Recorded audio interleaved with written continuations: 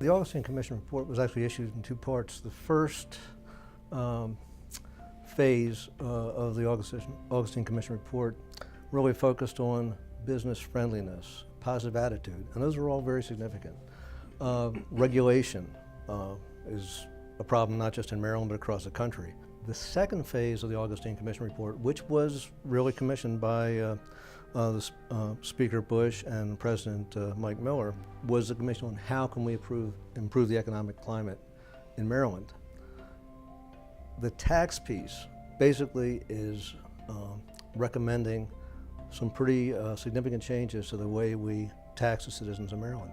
The book Wealth Estates is a very powerful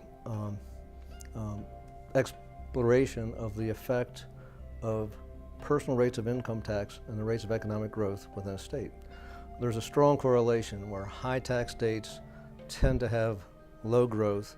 And remember, low growth means limited opportunity. There's a couple other factors.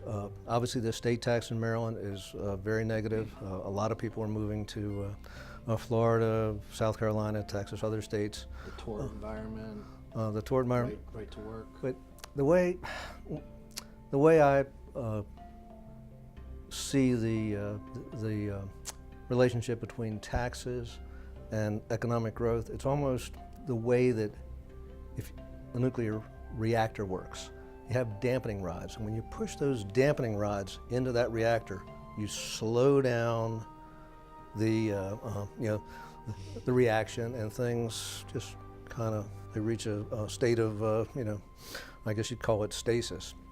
Whereas when you pull those dampening rods out, things start to happen. You get more energy, more reaction within that reactor. The taxes, to me, are like a dampening rod for the economy. It's not taxing the rich, taxing, it's the idea that when a high tax environment, you actually slow down that economy. One reason why high tax environments are terrible for a state is because people can move relatively easily from one state to another. We see an awful lot of retirees moving from the Eastern Shore of Maryland to Delaware. Generally, we're not talking about a lot of wealthy people. They're people that are going to live one place. They're not the same people that are moving to Florida. But if you're trying to retire on, let's say, a husband and wife, an income of maybe $60,000 a year with your Social Security and your pension, it's dramatic how much farther you can make that money go in Delaware. What really frustrates me about the tax environment in Maryland is that it's self-inflicted.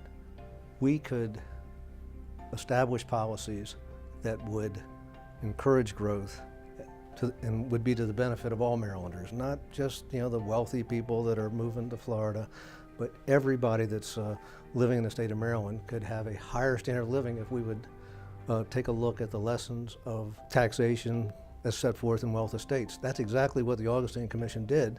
The recommendations of the Augustine Commission, which have not been implemented by the legislature as of yet, lay out a roadmap for how we can increase prosperity in the state, but we just haven't been able to get that done yet.